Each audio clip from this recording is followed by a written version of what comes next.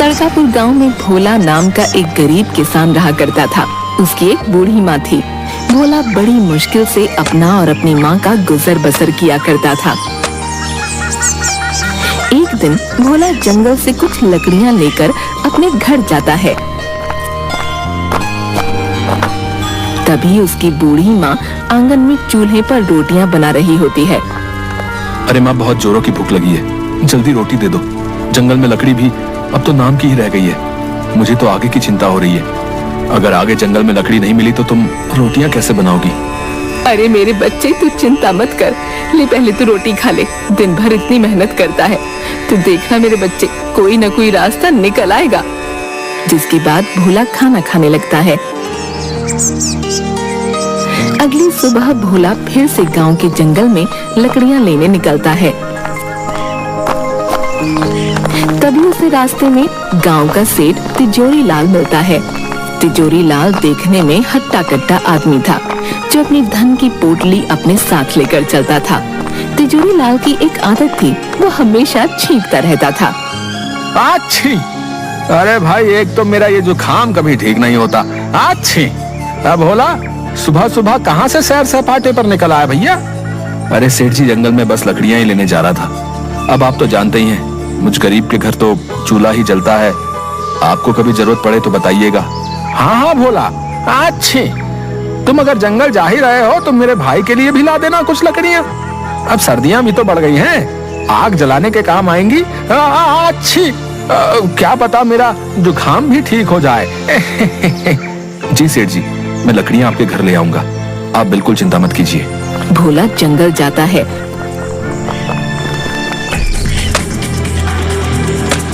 और कुछ लकड़ियां लेकर सेठ तिजोरी लाल के घर आता है।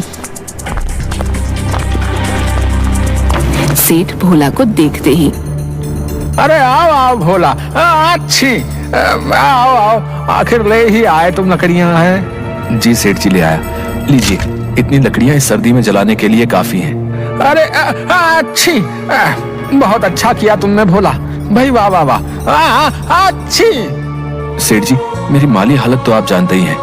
अब तो घर में भी अन्न का एक दाना नहीं बचा। मुझे अपनी चिंता नहीं है, लेकिन मेरी बूढ़ी माँ, मैं उसे कैसे भूखा रखूं? आप मुझे कुछ पैसे उधार दे दीजिए, ताकि मैं थोड़ा खाने का सामान ले सकूं। मैं आपके पैसे जल्दी ही लौटा दूंगा। अच्छी, अरे भोला, मैं जानता हूँ तुम एक ईमानदार आदमी हो, लेकिन भाई तुम्हारी माली हालत भी अब किसी से छुपी है भला? पैसे तो मैं तुम्हें दे दूंगा, लेकिन भैया ब्याज सहित वापस भी लूंगा। हाँ अच्छी, ठीक है सेठ जी, जैसी आपकी इच्छा। अभी तो मुझे पैसों की बहुत जरूरत है, आप मुझे पैसे दे दीजिए।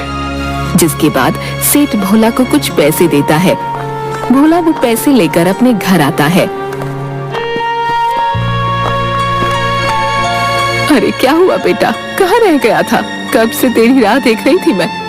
भोला अपनी माँ को सारी बात बताता है। अब तुम ही बताओ माँ, मैं क्या करता? घर में तो कुछ भी खाने को नहीं था, इसलिए मैंने सेठ तिजोरी लाल से कुछ पैसे उधार ले लिए। अब इन पैसों से मैं तुम्हारे लिए कुछ खाने को ले आऊंगा। अरे बेटा, तेरे पिताजी आज जिंदा होते तो हमें ये दिन नहीं देखना पड़ता। तेरे पिताजी इसी गांव में समोसे बनाकर बेचा करते थे। पूरे गांव में उन जैसे समोसे कोई नहीं बना सकता था। उनके बनाए समोसे इतने स्वादिष्ट होते थे कि सभी गांव वाले उंगलियां चाटते रह जाते थे। हाँ, क्या सच में माँ, पिताजी ऐसे स्वादिष्ट समोसे बनाया करते थे? बेटा, तू एक काम क्यों नहीं करता? सेठ तिजोरी लाल ने जो तुझे पैसे दिए हैं, तो इन्हीं से समोसे बनाने का सामान ले आ और समोसे बनाकर बेचने का काम शुरू कर दे। ऐसे तेरे पास कुछ पैसे भी आ जाएंगे, जिसके बाद तू सेठ तिजोरी लाल के पैसे भी लौटा देना। हाँ माँ, ये तो तुमने बिल्कुल सही कहा, मैं ऐसा ही करूंगा। तुम देखना माँ, मैं बहुत मेहनत और लगन से समोसे बनाऊंगा, फिर पिताजी की तरह मेरा भी इस गांव में खूब नाम होगा। भोला की माँ भोला की बात पर अपना सिर हाँ में हिलाती है। तभी भोला तिजोरी लाल के दिए पैसे से समोसे बनाने का सामान ले आता है और समोसे बनाने लगता है। उसकी बूढ़ी माँ भी भोला की समोसे बनाने में मदद करती है।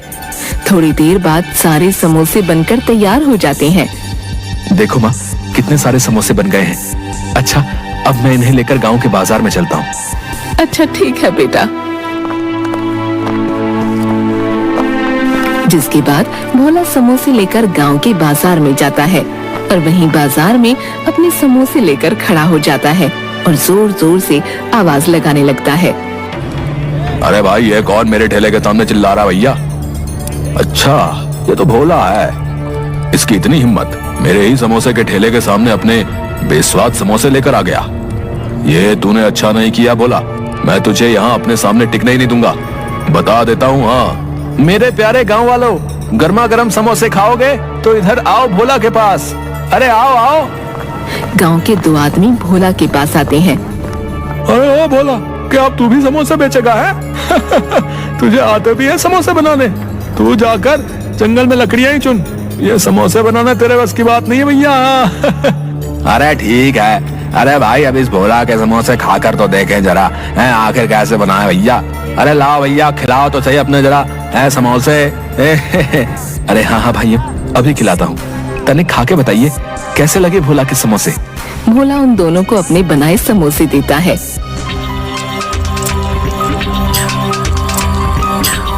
अरे अरे भोला, ये क्या गुड़ गोबर बना दिया है? कुछ डाला भी है अपने समोसे में या नहीं? ना नमक लगता है ना मिर्ची। छी छी छी छी छी, सारा मुंह का स्वाद ही बिगाड़ दिया भैया। अरे भाई, ऐसे बेस्वाद और खराब समोसे तो हमने कभी नहीं खाए भैया। क्यों भोला भाई, समोसे आते नहीं बनाने तो काय बनाते हो बताओ? तभी सामने के ठेले से आवाज आती है, जो सामने समोसे बेचने वाले कालू की थी। अरे भाई, यहाँ आओ मेरे ठेले पर। अरे कहाँ आप भी इस भोला के टुच्चे से समोसे खाने लगे? यहाँ आओ मेरे भाइयों, मैंने बनाए मजेदार एक नंबर के स्वादिष्ट गर्मा गर्म समोसे। आओ भैया आओ, खाओ खाओ भैया, आ जाओ भैया। तभी दोनों सामने वाले की दुकान पर चले जाते हैं। भोला ये देखकर बहुत दुखी होता है और अपने घर आ जाता है।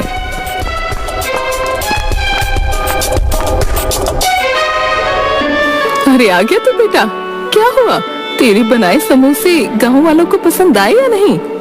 नहीं माँ, गांव वाले बोलते हैं मेरे समोसे में कोई मजा ही नहीं है। सेठ जी ने जितने भी पैसे उधार दिए थे, उनका मैं जितना समोसे बनाने का सामान आ सकता था ले आया हूँ। अब और बाकी की सामग्री मैं कहाँ से लाऊं जिससे समोसे स्वादिष्ट हो जाए? अरे तू चिंता मत कर मेरे बच्चे, तेरी ईमानदारी और मेहनत को देखते हुए भगवान तुझे जरूर कोई अच्छा रास्ता दिखाएंगे। अगली सुबह सेठ तिजोरी लाल अपने कुछ लठैत नौकरों को लेकर भोला के घर आता है।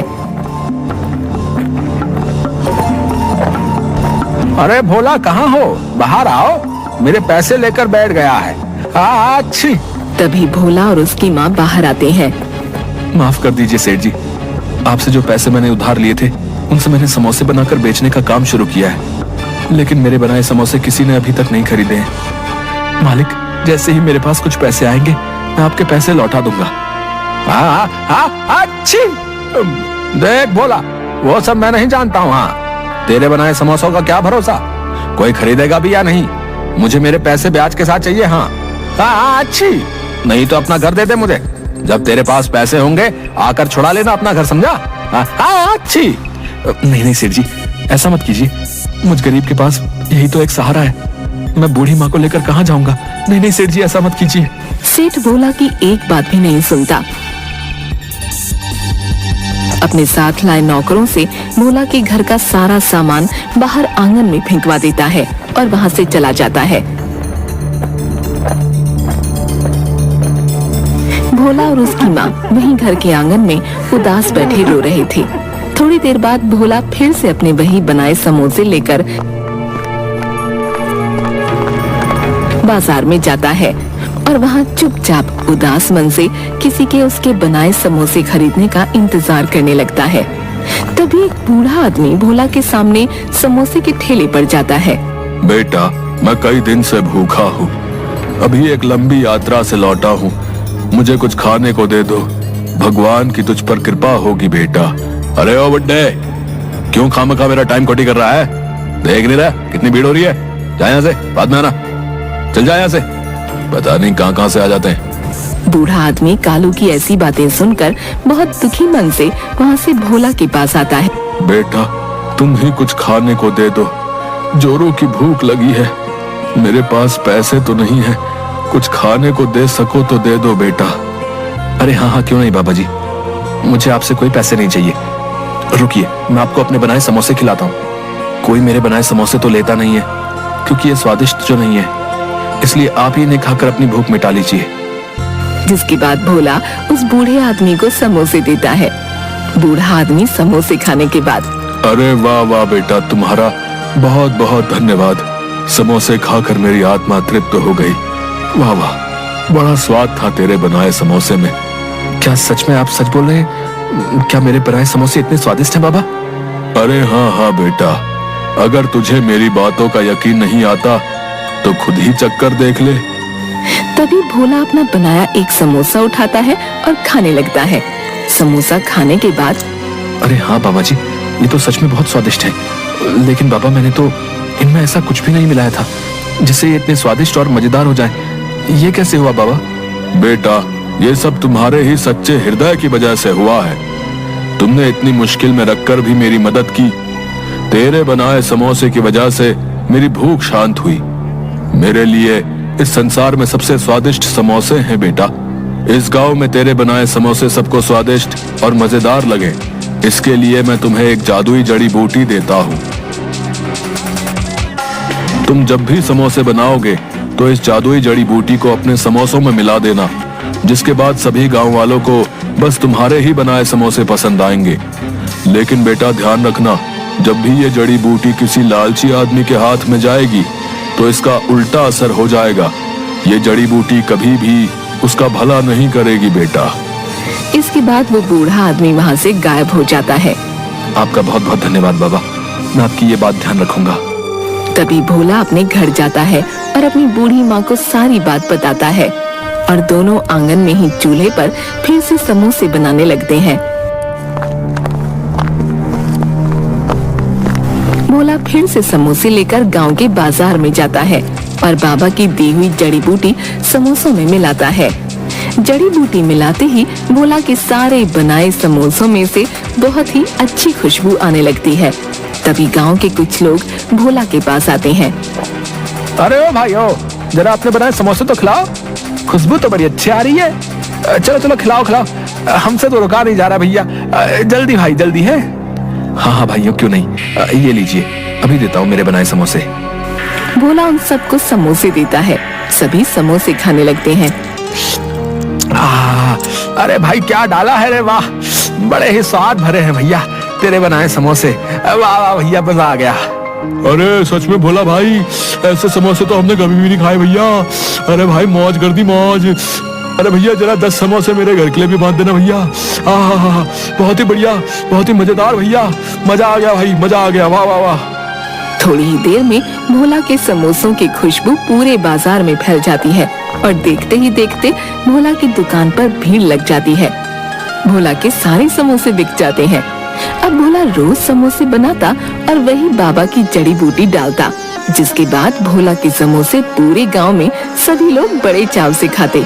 देखते ही देखते भोला अब अपनी बड़ी दुकान कर लेता है। सेठ जी, ये रहे आपके पैसे जो मैंने उधार लिए थे। अब आप मेरे घर को मुझे सौंप दें। हाँ अच्छू। भोला, क्या बात है भाई, बहुत कमाई हो रही है आजकल है। इतनी जल्दी पैसे का इंतजाम कर लिया। मुझे क्या, चलो मुझे मेरा पैसा चाहिए। अच्छी, लाओ लाओ। अच्छी, एक तो मेरी नाक नहीं रुकती।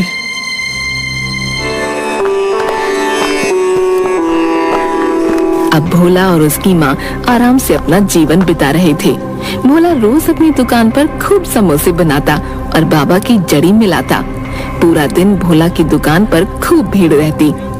ये सब देखकर कालू की जान जल रही थी। अब उसके बनाए समोसे कोई भी गांव वाला नहीं खाता था, कोई भी उसके ठेले पर नहीं आता। सब भोला की दुकान पर जाते। एक दिन, अब तो मेरे ठेले पर कोई भी गांव वाला समोसे खाने नहीं आता, सब इस भोला के ही पास जाते हैं। नहीं नहीं, अब बस बहुत हुआ, इस भोले को तो सबक सिखाना ही पड़ेगा। आखिर अपने समोसे में ऐसा क्या मिलाता है जिससे इसकी बिक्री इतनी ज्यादा बढ़ गई है, इसका पता लगाना ही होगा। अगले दिन जब भोला अपनी दुकान में समोसे बनाकर उनमें बाबा की जड़ी बूटी मिला रहा था, तो ये सब कालू छुप कर देख लेता है। अच्छा, तो ये राज है इस भोले के इतने स्वादिष्ट समोसों का। अब मैं भी देखता हूँ तेरे समोसे कौन खाएगा। तुझे तो मैं अच्छा सबक सिखाऊंगा भोला।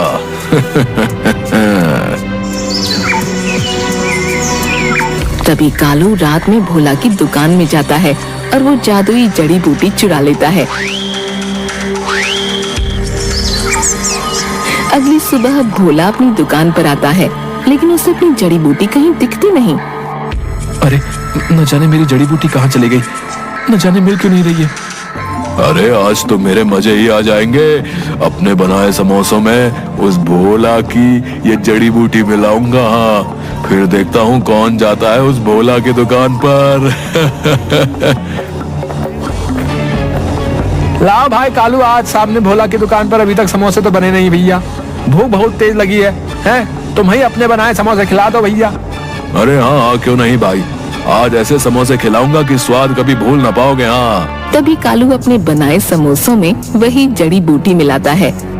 अरे वाह कालू, आज तो तेरी चांदी ही कट जाएगी। हाँ, इस जड़ी बूटी के कमाल से सभी लोग आज तेरे ही पास आएंगे समोसे खाने।